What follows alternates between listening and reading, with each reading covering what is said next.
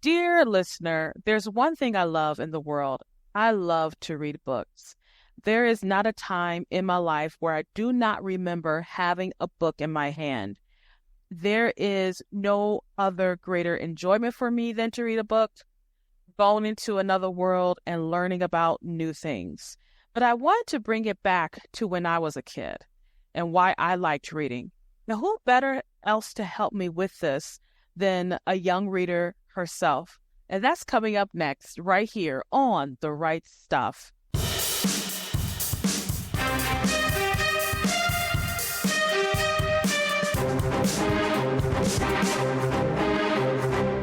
Hi, and welcome to The Right Stuff. I'm the Queen, Parker J. Thank you so much for joining me. Today we have a special show. We're going to be talking to a young avid reader. Her name is Addison Lynn, and she's just going to share with you why she loves to read. Now, you may be wondering, why would I do a show about reading? Because you always interview different authors. Well, illiteracy in the United States is at all-time high. Approximately 60% of low-income families in the U.S. do not have books at home, and that negatively affects children's literacy development. Children whose parents have less than a high school diploma are 73% more likely to live in low-income families, which impacts their educational outcomes and literacy levels. Students who regularly read at home score about 25% higher on a reading test than those who do not have access to reading at home. For many years, I was one of the podcasters for the Michigan Reading Association, their Kaleidoscope magazine, and I would interview young authors about why they enjoyed reading. And I haven't done that in a while, and I just want to really bring it back home and encourage young readers out there who want to read to pick up a book and start reading. So I'm going to bring my guest on today. How are you doing? I'm doing great. How about you? I'm fine, Addison. I want to thank you so much for being with me on the show. Really looking forward to talking with you because you represent a lot of kids out there. You are online sometimes. You hang out with your friends. And you also like to read. And so I think you were like the perfect guest to have on my show, is someone who likes to read. Because I remember loving having a book in my hand. So we're just going to go through some of the questions we have here. And hopefully by the time we finish, we would have encouraged other young people to read. So are you ready for the show? Yeah. All right. So my first question is this. What is the last book you read? And what made it so engaging? The last book I read that I couldn't put down was Magnus Chase and the Ship of the Dead by Rick Riordan. Some other people might recognize him as like the author of Percy Jackson, Trials of Apollo, Kane Chronicles. He's written a lot of other stuff. I read most of his stuff. He's a great author, but what made it so engaging is it was the last book in the series, and it was they don't manage to stop this event, it might trigger the end of the world. We like stuff like that. We like the stuff that goes, oh gosh, they didn't save it. Something's going to happen. We got to figure out how they're going to fix this problem. We have stuff like that as readers. It was also another great thing about all of these books by Rick Riordan. They take place in a modern day world. So you like that contemporary feel? We call it contemporary. They've got all the fantasy feel. They've got all the adventure that I like. But it takes place in a modern day world, so I can envision it happening better. So that brings to my next question. If you could meet any character from your books, who would it be and what would you ask them? I personally feel like that's a really hard question because I've got favorite book characters in a lot of books. But I think one of my top choices would be Hermione Granger from Harry Potter. Yeah. I would probably ask her, what was her reaction when she got her Hogwarts letter? What do you think your reaction would have been if you got your Hogwarts letter? I've probably been like, is this a joke? Is this some sort of prank from someone? Is this real? The thing about Harry Potter, it really captures the imagination. I remember when those books came out because I'm a little bit older than you. So I remember when those books came out. And when the fourth book came out, never heard of Harry Potter. All I remember is someone saying the fourth Harry Potter book is out and people were going nuts when it came out. I remember that. So yeah. And Harry Potter has spawned the imagination of a new generation, right? And I hope that continues on. So my next question is this. What are your favorite types of stories? Adventures, mysteries, fantasy, sci-fi, or another genre? What draws you to that particular genre? I mean, like I mentioned earlier, I really like those adventure fantasy books that like kind of take place in a modern day world. However, I do like fantasy books a lot. Like I've got a lot of books that are based on like the Disney princess movies and such. They're the Twisted Tales. They've got like a small little twist on it, and I find them really interesting. So that brings me to my next question. And I know this is kind of hard because when you're a big reader, it's hard to narrow down just one, but who is your favorite author? And what do you think makes their writing special or different from others? I mean, there's two that I couldn't really decide between. I would say it's either J.K. Rowling or Rick Riordan. Because I'm a huge fan of the Harry Potter series. I feel like Harry Potter is a character where you can kind of place yourself in his shoes, feel like you're the one going through the story. And then with Rick Riordan, any book he writes, the main character is hilarious. Like, they're always cracking jokes, a bunch of sarcasm, and they're just really fun. You said like the characterization of Rick is his characters. They're very characters, but you like J.K. Rowling's imagination, right? Yeah. So if you were to choose another attribute of both of those authors, what attributes will also add to their writing style that appeals to you? So what do you mean when you say that? So you said like for Rick, you like his characters. You said they're hilarious. The first thing you said, right? Yeah. But J.K. Rowling has that imagination. Is it the way they describe things that's different? Is it the way they just put really interesting spin on stories? What is it that will be the other attribute that you like about them? So with Rick Riordan, I like how he's got the characters, like, you can, like, they're saying what they're thinking in the books. It's almost like with the Percy Jackson series, it's almost written as if the main character is writing the book. Like, because Rick Riordan in the Percy Jackson series, there is a side story where it is Percy Jackson who is the author, basically. But like with J.K. Rowling, it's you very much you've got these other characters that you see and you can like kind of feel like what they're going through more easily. And it's like you can kind of they don't have as much as like personalities that not everyone has, so that makes it easier to like place yourself in their shoes and see what's going on. Okay, I see. So Rick tends to have what I would call in the industry a tighter prose. He's really deep into you think this character is writing the story that you alluded to, Percy Jackson having his own books as a side story. And then J.K. Rowling seems to be really good at world building, really immersing you into that world. Would you say that's pretty accurate? Okay. Okay. Have you ever read a book that made you cry or laugh out loud? What was it? And what about that book moved you so much? I mean, there are a lot. So one that made me cry, well, usually I don't cry during books. However, if it's about dogs, Oh, yeah. you know how every dog book ends. So Yeah, they don't end well. I always end up crying. Who decided that had to be the ending of every single dog book? Made that law, right? About dogs, any book about dogs. Who decided if it has a dog in it, they gotta kill the dog off at the end? Yes, and we don't like that. Yeah. We don't like that. Like, Do you have a dog yourself? Yeah. Yeah, me too. Like, I had to read this book at school where they read Fur Grows. There were 2 dogs in it. That was very sad at the end. I did not like that ending. It's interesting that you mentioned that because just as a reader, you said, who wrote that rule? But I think it's because animals tend to have such a pure innocence to them that people sometimes have, and some people sometimes don't have, because you got your villains and you got your antagonists, right? So with dogs, they're there to be your companion. They're your pets. They're the ones that keep you going, that protect you. They have all these things. And so losing that kind of gets us into the real world that everything doesn't always last. You know what I mean? Some things are going to just end one day. And maybe that's a good thing for us to recognize now in books than we do later. So my next one is this. What's the most surprising twist you've encountered in a story, and how did that affect your experience of that book? I mean, like, the Twisted Tale books that I mentioned earlier, there's a lot of those. I read those, and it's like they automatically put a twist on the story. That's always very interesting, because I don't know what's going to happen.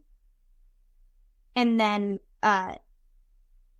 in Percy Jackson, a huge plot twist at the end of the first book. Spoiler, if you haven't read it and you want to read it. Lucas Stillin, who at the beginning is like this friend to Percy, he's being very supportive. He's helping him through this new world that Percy doesn't even understand yet. And though Percy is aware that he's going to be betrayed by a friend, but he feels like it might be in a different way. He thought this has already happened with another big plot point in the book. But Luke ends up being a traitor at the end. I definitely did not see that coming. I go back and I'm like, I still can't see it until like a few pages before he goes to betray him. But that happens in real life, wouldn't you say? Yeah, it's like, there's a few things where it's like, okay, yeah, now it's kind of obvious. He suspected the wrong person. Like, there's some things where it's like, okay, Percy, now you're just being dumb. This person gave you this, that, and this item tried to kill you. It's pretty obvious who the culprit is here.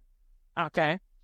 I love it. I love the fact that you're analyzing your stories as you read them. And I guess you just can't help it when you're a big reader. So my next question is this. If you could live in the world of any book for a day, which world would you choose and what would you do there? I'd probably choose Harry Potter because I'm going to be honest, the Percy Jackson series or any of those Rick Riordan books, I'd be terrified. There's constant monsters and such. I'd probably die like minute one. You at least have a better chance in the Harry Potter world, right? Yeah, like I just want to go walk around Hogwarts and hope that there's no evil professors or trolls at that time. But at that time, it's one day, so maybe you get by one day, but it seems to be a recurring theme. Harry Potter. I like this next question, and I'll be interested in your thoughts. Do you prefer books with one main character or multiple points of view? And why do you prefer the one you prefer? I am honestly not, I really not that picky when it comes to that, like, because if they have so many characters and, like, sometimes they're off doing separate things, I want to see what the separate things are going on with. But, like, if it's one character and you're kind of writing it, like, from there, but if it's only, like, say, like, 3 main characters and they're all staying together for most of the time, I only want one character. It depends on the story, though. I know what you mean. Kind of depends on the story. So, yeah. And this is a question I don't think I asked you before we started recording, but do you like when a book is in first person or do you like it when it's in third person? I usually like it when it feels like the character is telling the story. Okay, so first person. Okay. Yeah, I can never remember which one is which. Yeah, first person is I saw, I looked, I jumped. Third person is he saw, she looked, she jumped. Like yeah, that. I like it where I get to hear the character's thoughts. Because then you don't really necessarily know what's going on with the other characters, and it makes like the plot twist a bit more dramatic. Do you feel like you're more immersed in the story when it's in first person? Yeah, because then you know how the character feels a bit more. Then my next question is, how do you decide which book to read next? I will usually go through, I'll see like if the last book I read has a continuation series or if the author has written anything else that I might find interesting. And then if there's not that sort of thing, I will go find another book related to things that I know I like. Like, for example, there's like a few books on Frozen. Love those books. I've read them. I've lost count of time, the amount of times. I see. And so my next question is, and this goes to my whole point I made at the beginning of our talk, talking about how illiteracy is high in the U.S.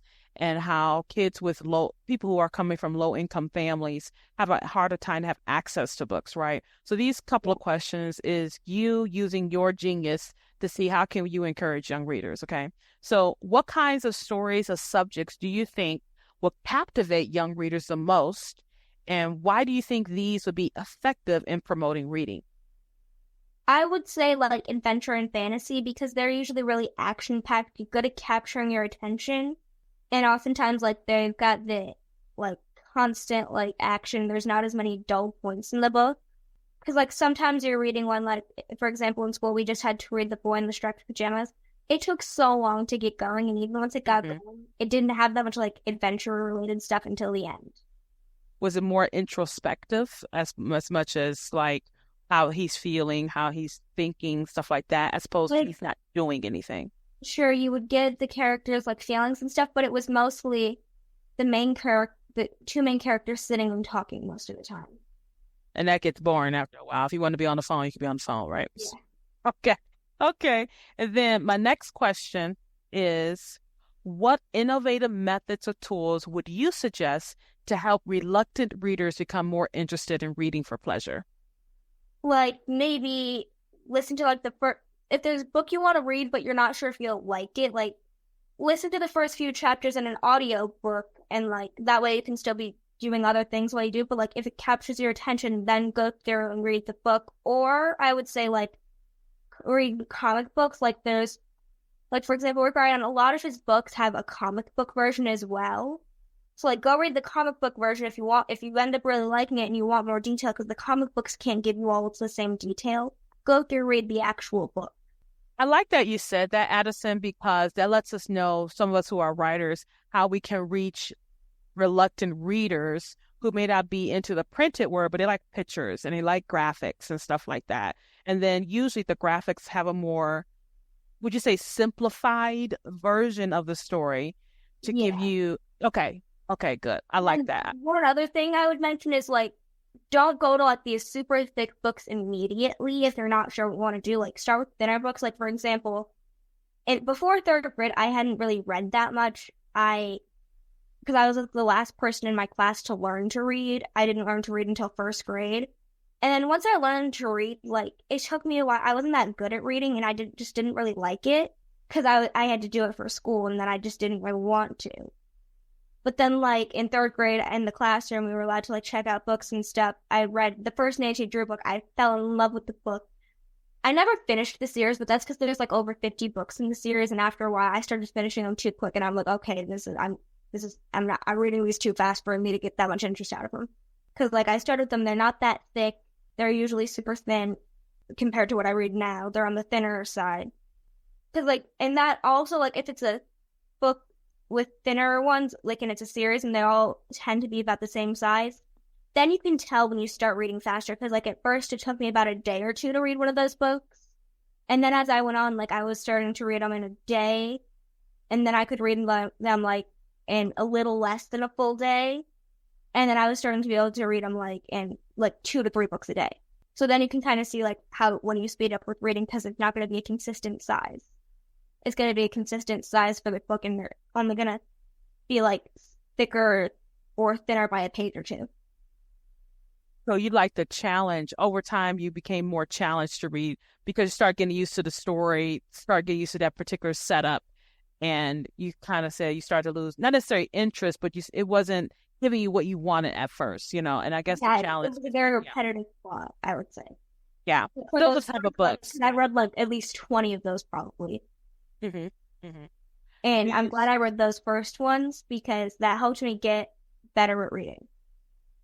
That's some good advice, Addison. I like that you shared that, particularly your own story, because you didn't like reading at first. And then once you got into that particular subject, that particular interest. Because I liked the mystery, because then I could go through and like try and find what was going on. However, I will admit I never got it right. No, you think we point out all the evidence to this person. Just kidding, it's this person. This person's being as suspicious as can be. Oh, wait, no, the person who you expect to be the good guy. No, they're evil. I love it. So, Addison, one more thing I want to ask you. Do you see yourself as a writer in the future, or do you just see yourself just reading books? What do you think? I mean, like, most I'd probably write is like some sort of fan fiction related thing, so I can just like let my imagination go wild on like what the story could have next. I don't think I'd be able to write a story start to finish. I probably would also just like give up and forget about it, and then it would just sit there, never to be seen again. Well, I want to encourage you, because I'm always encouraging people to write, is don't give up. One of my authors I had recently, her name is Dakota Hawk, and she wrote a book called Jakart, I can never pronounce her name, Jakarcho, which is animal fantasy. And it takes from the viewpoint of these cats in a competition. Loved it. Absolutely loved the story. And she was 15 when she wrote that book. So she's only a couple years older than you, So I want to encourage you. I'm not saying don't, do it, but It's not far out out there, but I think you're on a good start, Addison. And I really, really, really enjoyed having you with me today. Yeah, one more book series I would recommend for like starters that's on the thinner side, but it's a good series, is the Mary Poppins book series. Yeah. By, I think it's P.L. Travelers is her name. It's a great series. Like, the movies are great, but then it's like you kind of you see it more in your head, and it's, you know what it is, and if you like it, then it's like, okay, there's more to it, I can read more. And I'm glad you share that information with us, because I know my writer friends are going to be listening to this show, and they're going to take some of the information that you said, because they want to write books for kids your age and a little bit older, and they want to help, stop this illiteracy that's in our communities and in our country, because reading is so much fun. So, Addison, once again, thank you for being with me today. Thanks for having me. Oh, no problem. And to you, dear listener, thank you for listening to the special edition of Right Stuff. I'm the Queen, Parker J, and you have a wonderful, absolutely glorious, blessed day.